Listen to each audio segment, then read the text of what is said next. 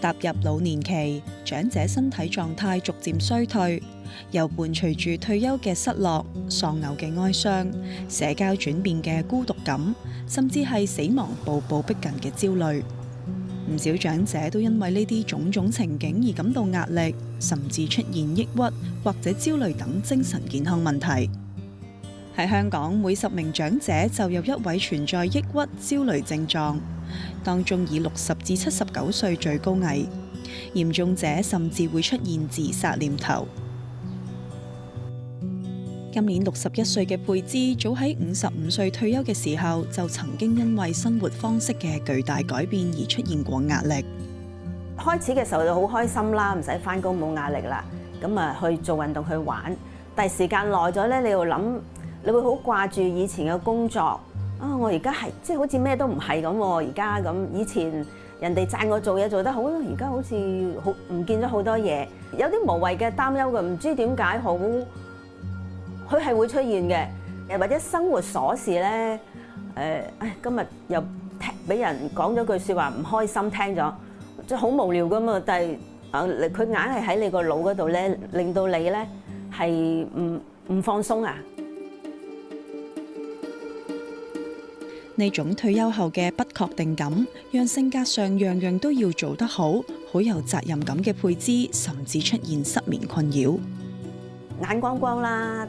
望住4埲牆啦，覺得好煩躁。咁咧，然之後生活片段就會湧入去你個腦裡面。你想去叫停，佢又唔停喎，佢就係咁。跟住個頭咧好多嘢嘅時候咧，好似好脹咁樣啊！值得留意嘅係，港大一項研究發現，長者睡眠質素欠佳，除咗嚟自壓力，亦都同大腦嘅廢物清除系統紊亂有關。原來睡眠質量同大腦活動都同膠淋巴系統功能有關，佢係喺清除大腦廢物中起關鍵作用嘅液體運輸途徑，亦都係決定大腦健康嘅重要因素，尤其對於長者而言。我哋都有科研呢，就係抑鬱症同埋咧嗰個炎症指數嘅關係嘅。咁如果你腦部嗰個垃圾可以話即係清潔得好咧，腦部以至身體炎症咧，嘅因子咧就可能去除得比較好啲，咁可能都會對於穩定個情緒係有幫助嘅。後來為咗舒緩精神壓力同埋失眠困擾，佩芝選擇咗睇中醫調理身體。即係唔建議你長期係靠藥物，因為係藥三分毒。醫師建議佩芝先由調整心理做起。喺心理調整咗之後，根據佢個情況，如果需要食啲藥，就俾啲輕型佢嗰啲藥，令到佢幫助佢睡眠啦，令到佢開心啊。即係西醫冇五臟六腑嗰個理念，因為西醫咧佢就係針對性，你呢度唔妥我就針對你呢度。咁中醫唔同，中醫咧佢非常講究一個整體性。香港大學早喺2013年已經發表本港首個利用中華傳統民族智慧與承傳治療失眠同情緒困擾嘅臨床研究，當中包括氣功練習、穴位按摩以及靜觀練習等等。曾經數度同港大合作研究氣功針對慢性病、癌症療效嘅袁麗萍醫師話，氣功對於長者延緩衰老以及調養身心都有好大幫助。因為喺中醫嚟講咧，7情主病嘅喜怒憂思悲恐驚係人都識練，但係你真係照住做嘅時候咧，就對唔準嗰個位置。如果唔開心，你練氣功點會改變到佢開心？最主要都係氣行血則行，心主神明。你血液運行得好，佢個神會定落嚟。所以情緒咧就相對會平衡到。2017年，港大研究團隊首次發現大腦內嘅海馬體能夠驅動大腦皮層，提升記憶力，有助及早診斷同治療腦疾病。2021年再有研究話，氣功可以促進長者嘅大腦健康。一種咧係運動組，一組咧就係氣功組。咁經過3個月之後，大家再去做一個腦掃描，就好明顯發現運動組呢一紮長者咧，嗰個腦嘅記憶體海馬體，即係簡單理解啦。運動組呢一紮長者咧係冇乜變化嘅，連氣功呢一組嘅長者咧，嗰個再做腦掃描咧，佢嗰個腦嘅記憶體嗰個海馬體咧係好明顯膨脹咗。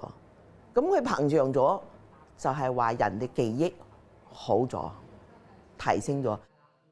港大社會工作及社會行政學系榮休教授陳麗雲話：長者平日多啲運動同參與社交，亦都可以減少孤獨症嘅發生。可能攤喺度唔喐啊，於是肌肉又流失啦，咁好容易咧，佢哋嗰個身體、身心靈3方面咧都係會差咗嘅。如果嗰啲人係好孤獨嘅話咧，佢自己會胡思亂想，於是咧佢就會思疑心好重啊。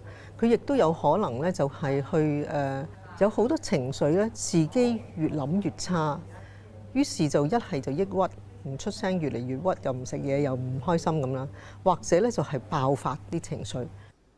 除咗氣功練習，近年有唔少長者機構甚至係公立醫院，亦都發現引入頌缽同靜觀等等嘅活動，可以為長者提供減壓同放鬆嘅環境。真正嗰個講頌缽咧，就唔係話啲和尚啊或者咩求其敲一敲啊，咁嗰啲唔係。你真正嘅頌缽咧，佢係有科學根據嘅。人身體都有能量場㗎嘛，頌缽嗰個頻率同你身上嗰個能量場產生一個共鳴共振，但係呢個咧一定要睇，要夠專業。頌缽透過聲音同震動，唔單止能夠幫助肌肉放鬆，亦都可以改善壓力同焦慮。至於靜觀同正念，就係一種不帶批判以及專注喺當下嘅心理狀態。呢個都係因為個內在嗰個思維上嗰個改變嚇，即係嗱，坊間好多時候用一個例子，半杯水嘅例子啦嚇。咁其實好多時候咧，我哋嗰個情緒嘅波動咧，就係在乎於你睇一件事情嘅角度。佩芝話：平日喺屋企都會借助氣功同呼吸練習等等幫助入睡。做運動咯，都係最有效咯。做運動之後有啲體力，有啲消耗咗之後咧，夜晚就會好瞓啲咯。日常仲會加入食療輔助，佢覺得都有一定嘅裨益。譬如你頭痛咪去天麻燉魚頭啊，你唔夠氣。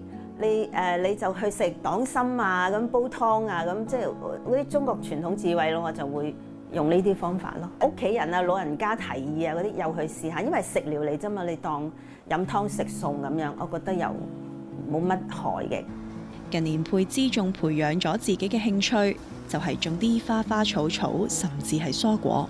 喺以前都接觸過園藝治療呢樣嘢，咁咧佢可以令到人哋專注做一樣嘢嘅時候咧就忘卻煩惱啊！咁就每次去完之後，一來可以曬太陽啦，因為年紀大咗應該要曬太陽啦。又可以舒筋活絡啦。咁又可以種咗啲成果，覺得好開心。同埋有一樣最重要嘅，避免睇手機，容許自己呢接受一啲可以適量嘅挑戰。如果你嗰個功能你唔用咧，佢慢慢就唔係廢咗嘅，唔係冇咗，進入一個我哋英文叫 dormant 嘅 mode啦，即係佢就瞓着咗啦，冬眠咗。熱衷運動嘅佩芝，平日亦都一有時間就會健步行。佢話經過呢段時間嘅身心調適，而家壓力已經好大程度得到舒緩。我覺得係擺正自己心態咯，譬如唔好事事都往唔好嗰度諗咯。顧好眼前嘅生活，唔好諗得太多，咁反而自己嘅心境平和咧，反而最大嘅幫助咯。心理學家建議長者除咗保持正面嘅心態，仲要提升心理彈性。我哋英文叫 resilience， 就係嗰個心理，我哋叫做個彈性。就即係意思即係我遇到壓力嘅時候，遇到挫折嘅時候，我能唔能夠好快，或者我能唔能夠適當地去處理完呢個壓力之後咧，我能夠 OK 啦。咁呢個心理嘅彈性，其實我哋個科研係好清楚咧，無論咩年齡，尤其是長者啦，都係可以保護到個情緒健康。咁亦都唔多唔少咧，都會幫助到保護到個腦部認知嘅健康嘅。